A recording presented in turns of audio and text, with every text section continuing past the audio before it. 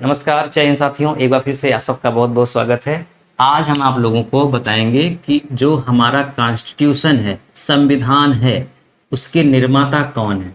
वैसे तो संविधान के निर्माता जो हैं वो हैं संविधान सभा। संविधान की निर्माता कौन है? संविधान सभा। यानी कि एक संविधान सभा बनाई गई थी जिसने संविधान बनाया, और उस संविधान सभा में शुरुआत में 389 लोग थे और अंततः जब संविधान बनके तैयार हुआ 299 लोग थे और 284 लोगों ने मतलब इस पर सिग्नेचर किया था। तो इस तरह से लगभग 250 से ज़्यादा लोग इसके निर्माता हैं।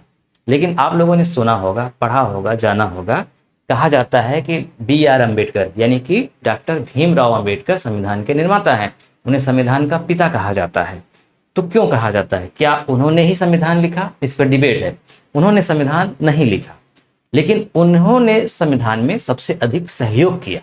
भाई लिखने वाले तो राइटर होंगे, मतलब जो टाइपिस्ट कर रहे हैं वो लिखेंगे, लेकिन इनकी क्या भूमिका थी? जितने भी संविधान सभा में लोग थे उनमें सबसे अधिक भूमिका इनकी थी। इनको अपनी दलीलों के लिए जाना जाता था, तर्क के लिए जाना जाता था, और पूरे संविधान सभा में सबसे ज़्यादा पढ़े लिखे व्यक्ति थे। इनसे ज़्यादा कोई भी पढ़ा लिखा नहीं था, इनके समकक्ष कोई भी नहीं था। B.N. राव जो संवैधानिक सलाहकार थे वो कुछ थे, लेकिन इनके लेवल के नहीं थे। यानी इनके लेवल का पढ़ाई लिखाई के स्तर में, तर्क के स्तर में पूरे संविधान सभा में कोई नहीं था। 3 PhD किए थे ये। और सबसे अधिक जो इन्होंने संविधान सभा के लिए जो इनको प्रारूप समिति का अध्यक्ष बनाया गया, यानी प्रारूप समिति थी, उसी की सबसे बड़ी भूमिका थी। तो मैं आपको यही बताना चाह रहा हूं कि संविधान के जो निर्माता हैं, हम संविधान सभा तो है ही, लेकिन हम भीमराव अंबेडकर को क्यों कहते हैं, उसका रीजन क्या है। क्या हम कह सकते हैं इनको निर्माता या नहीं कह सकते, यही हम इस वीडियो में जानने की कोशिश करेंगे। तो चलिए शुरू करते हैं। देखिए, आप जानते हैं कि जो संविधान सभा है, वो संविधान सभा, कई लोगों ने रिक्वेस्ट किया ब्रिटिश हुकूमत से कि संविधान सभा होनी चाहिए संविधान बनाने के लिए। जैसे पंडित जवाहरलाल नेहरू थे, B.N. राव थे, K.M. मुंशी थे, M.N. रॉय थे, इसके अलावा कांग्रेस की पूरी समिति थी। ठीक, तो इस तरह से सभी लोगों ने जब मांग किया तो संविधान सभा की स्थापना के लिए ब्रिटिश हुकूमत ने अनुमति दे दी। और संविधान सभा जब बनी तो संविधान सभा में 2 प्रकार के सदस्य थे। एक थे ब्रिटिश राज्य से जो आते थे, यानी कि ब्रिटिश, उस समय भारत में 2 तरह के राज्य थे ना, एक थे देसी रियासत के और एक थे ब्रिटिश प्रांत, यानी जहां पे ब्रिटिश हुकूमत था। तो ब्रिटिश प्रांत और देसी रियासत 2 तरह के लोग थे। तो ब्रिटिश प्रांत के जो सदस्य थे उनकी संख्या थी 296 और ब्रिटिश हुकूमत के थे 93। जोड़ देंगे तो हो जाएगा 389। 6 3 9 9 9 18।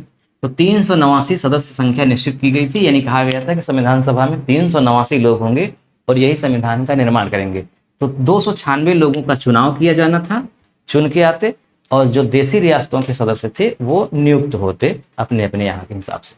ठीक है, अब देखो ये प्रोसेस चल रहा था, भारत आज़ाद नहीं हुआ था उसके पहले। भारत आज़ाद कब हुआ? भारत आज़ाद हुआ 15 अगस्त 1947 को। और जो संविधान सभा का आम चुनाव हुआ, संविधान बनाने के लिए लोगों का जो चुनाव हुआ, वो हुआ था जुलाई में, जुलाई 1946 में। बात समझिएगा, यानी भारत आज़ाद नहीं हुआ था उसके पहले से ही संविधान सभा की स्थापना हो गई थी। संविधान बनने लगा था और संविधान बन रहा था उस समय भारत आज़ाद हुआ। ठीक, तो देखो संविधान सभा की जो पहली बैठक है, पहली बैठक यानी जब चुनाव हुआ, सारे लोग चुनकर आए, नियुक्त होकर आए, तो पहली जो बैठक है वो हुई थी 9 दिसंबर 1946 को। पहली बैठक 9 दिसंबर 1946 को हुई थी। और इसके जो मतलब अस्थायी अध्यक्ष थे वो थे डॉक्टर संपूर्णानंद सच्चिदानंद सिन्हा।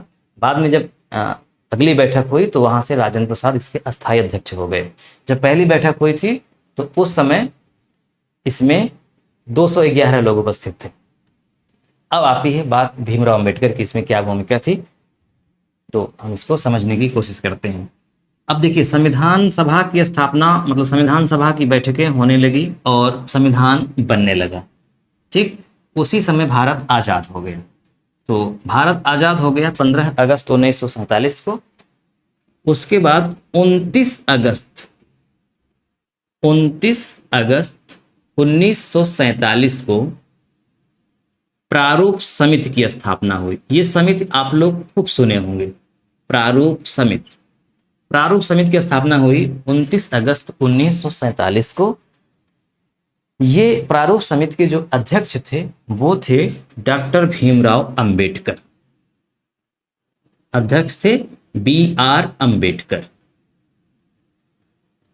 ये समिति क्यों बनाई गई? भारत के आजाद होने के जस्ट बाद 14 दिन बाद ये समिति की स्थापना हुई। इस समिति में कुल 7 सदस्य थे, भीमराव अंबेडकर सहित। अंबेडकर जी इसके अध्यक्ष थे। इस समिति को काम ये सौंपा गया कि संविधान सभा में जितनी भी समितियां हैं, संघ समिति, संघ संविधान समिति, प्रांतीय समिति, झंडा समिति, बहुत सारी समितियां थी, बड़ी समिति, छोटी समिति थी। तो जितनी भी समितियां हैं वो अपने अपने विभाग के बारे में लिख करके लाएंगी, क्योंकि भारत के संविधान बनाते समय दुनिया के 60 संविधानों को पढ़ा गया था, सामने रखा गया था। 60 संविधानों को पढ़ा गया था और साथ में ही भारत में जो भारत शासन अधिनियम 1935 था उसकी कुछ बातें ली गई और 1947 की कुछ बातें ली गई और विदेश के जो 60 संविधान थे उसकी बातें ली गई। तो सारे लोग अपनी अपनी बातें लिख रहे थे। तो जितनी भी समितियां थी, जो समितियां थी, वो सारी समितियों पर विचार करने के लिए, यानी उन समितियों ने क्या सुझाव दिया, भारत का संविधान किस प्रकार होना चाहिए, किस प्रकार सुप्रीम कोर्ट होना चाहिए, किस प्रकार संसद होनी चाहिए, किस प्रकार चुनाव होना चाहिए, ये सारी चीजें, जितनी भी चीजें जो लोग सुझाव दे रहे हैं समितियों के माध्यम से, उनके सुझाव पर विचार करने के लिए और संशोधन करने के लिए, मानने के लिए जो समिति बनाई गई थी उसका नाम था प्रारूप समिति। यानी कि प्रारूप समिति सबसे महत्वपूर्ण समिति थी। ये समिति सारे समितियों का एक तरह से देखती, निरीक्षण करती कि उन्होंने क्या लिखा है और फिर वो उसमें संशोधन करती, ये अधिकार था। और इसके अध्यक्ष थे डॉक्टर भीमराव अंबेडकर। इसके अलावा इसमें 6 अन्य लोग थे। अगर जल्दी से आपको नाम मैं बता दूं तो आप नाम जान लीजिए। एक व्यक्ति थे KM मुंशी, एक थे अल्लादी कृष्ण स्वामी अय्यर, एक थे N गोपाल स्वामी आयंगर और एक थे सैयद मोहम्मद अली और एक थे PN माधवन और एक थे TT कृष्णमाचारी। ठीक है, इस तरह से लोग थे और भीमराव अंबेडकर इसके सदस्य थे। तो ये समिति 6 महीने में ही जो अपनी रिपोर्ट बनाई। रिपोर्ट कब बनाई? जो अन्य समितियों ने इसको रिपोर्ट सौंपी, फिर उसने उस आधार पे प्रारूप समिति ने 6 महीने में ही एक रिपोर्ट तैयार किया और वो उसका प्रकाशन हो गया फरवरी 1948 में। फरवरी 1948 में ही 6 महीने में ही इस समिति ने अपनी रिपोर्ट पेश कर दी, जो संशोधन होने हैं, जैसा होना है। जब इसने रिपोर्ट अपनी पेश कर दी, प्रारूप मतलब अपना सामने रखा कि भारत का संविधान इस प्रकार होना चाहिए, अंततः भारत का संविधान इस प्रकार होना चाहिए। जब पूरी बात इस समिति ने संविधान सभा के आगे रखी तो संविधान सभा ने इसको पब्लिश किया, मतलब आम जनता की राय के लिए इसे भेजा और 8 माह का समय लिया। यानी 8 माह तक कोई भी व्यक्ति, कोई भी संस्था, कोई भी लोग इसकी कितनी बातें अच्छी हैं उसकी प्रशंसा कर सकते हैं, कितनी बातें बुरी हैं उसकी बुराई कर सकते हैं, कितनी बातों में तो संशोधन करना चाहिए वो संशोधन के बारे में बता सकते हैं, अपनी राय दे सकते हैं। यानी आम जनता के लिए रखा गया कि हमारा संविधान ऐसा है, आप बताइए ठीक है कि नहीं, इसमें क्या संशोधन हो सकता है। तो उस 8 महीनों में बहुत सारे सुझाव आए थे, जैसे कि 7653 सुझाव आए थे। मतलब इतनी बातों में मतलब बदलने के लिए बात की गई थी, जिसमें से 2473 संशोधन भी किया गया था। मतलब 2473 बातें ऐसी थी जिस पर संविधान सभा ने विचार भी किया था। फिर इसने अपनी रिपोर्ट जो है अक्टूबर 1948 को दूसरी बार अंतिम रूप से पेश की, अक्टूबर 1948 में। ठीक, तो जब अक्टूबर 1948 में अंतिम रूप से पेश किया, उसके बाद फिर क्या होता है, इस पर चर्चा होने लगी। तो फरवरी 1948 में जब ये संविधान सभा की जो रिपोर्ट है, मतलब प्रारूप समिति की जो रिपोर्ट है वो प्रकाशित की गई, उसके बाद अच्छा, इसमें कुल 6 माह का समय लगा और 141 बैठकें हुई। यानी प्रारूप समिति ने जो अपनी रिपोर्ट बनाई उसमें कुल 141 बैठकें हुई थी, 7 लोग थे और 6 माह का लगभग समय लगा, 6 माह से कम समय लगा था। तो बात समझिएगा, 4 नवंबर 1948 से लेकर के 9 नवंबर 1948 तक, ये क्या है? पहली चर्चा। यानी प्रारूप समिति ने जो संविधान बनाया, पूरी बात जो जो लिखी, 4 नवंबर को उसे संविधान सभा के टेबल पर रख दिया गया। तो 4 नवंबर 1948 को पहली बार संविधान सभा के लोगों ने संविधान पढ़ा। क्योंकि संविधान पढ़ा का मतलब संविधान में जितनी बातें लिखी थी वो सारी बातें उसमें लिखी गई थी। तो पहली बार 4 नवंबर 1948 को संविधान सभा ने संविधान पढ़ा और उस पर आम चर्चा हुई। ये चर्चा 5 दिन तक चली, 4 तारीख से लेकर के 9 तारीख तक आम चर्चा हुई। फिर उस आम चर्चा का मतलब बस कौन सी बातें कितनी अच्छी हैं, कौन कम सही हैं, बस ऐसे ही आम चर्चा हुई, आपस में डिस्कशन हुआ। फिर दूसरा जो वाचन हुआ इसका वो था 15 नवंबर 1948 से लेकर के 17 नवंबर 1949 तक, ये सबसे लंबा था। ये जो वाचन था 15 नवंबर 1948 से 17 नवंबर 1949 तक सबसे लंबा था।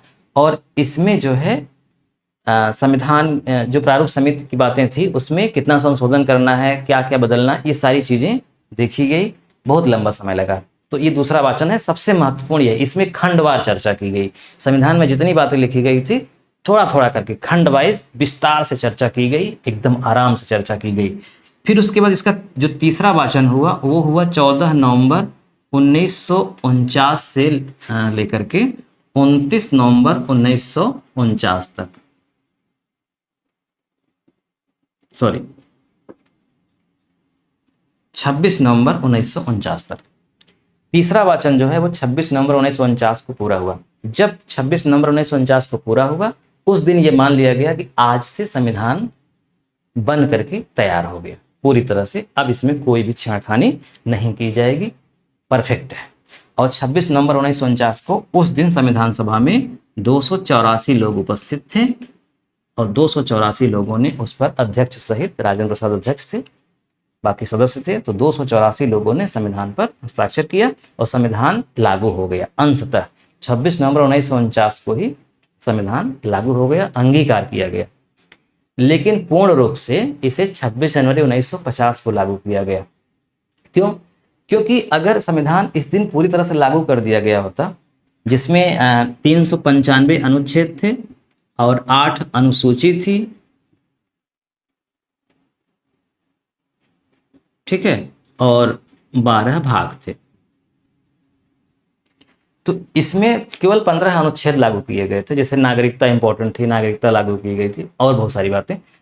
तो 26 नवंबर 1949 को ही संविधान नहीं लागू किया गया पूरी तरह से। उसका रीजन ये था कि अब कुछ महीनों के बाद 26 जनवरी आने वाला था, तो 26 जनवरी का अपना ऐतिहासिक महत्व था।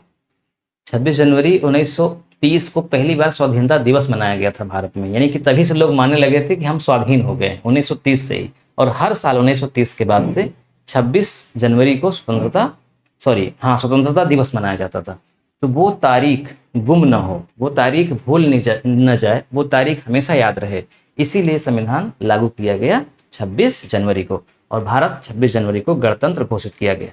तो कहने का मतलब कि अंबेडकर इतने पढ़े लिखे, प्रारूप समिति के अध्यक्ष थे और अपने तर्क के लिए जाने जाते थे, सबसे ज़्यादा पढ़े लिखे थे, बहुत सारी बातें उन्हीं की थी संविधान में, इसीलिए उन्हें अन्य लोगों ने संविधान का निर्माता कहा और इन्हें आधुनिक मनु भी कहा जाता है। ठीक है, तो प्रारूप समिति बहुत इंपॉर्टेंट समिति थी, इसके अध्यक्ष होने के नाते और इसमें अधिक कार्य करने के नाते इनको संविधान का निर्माता कहा जाता है, जो सर्वमान्य है, सबको मान लेना चाहिए। तो ये था आज का हमारा टॉपिक कि अंबेडकर को संविधान का निर्माता क्यों कहा जाता है। आपको वीडियो कैसा लगा कमेंट करके जरूर बताइएगा, और अगर आप और डिटेल में संविधान हमसे पढ़ना चाहते हैं तो बेशक आप कमेंट करिएगा, मैं आपको बहुत डिटेल में पढ़ाऊंगा। जल्द ही मैं डिजिटल बोर्ड लगाने वाला हूं, तो आपको 3D में पढ़ाऊंगा, कुछ वीडियोज़ मैं आपको दिखाता रहूँगा और पढ़ाता रहूँगा।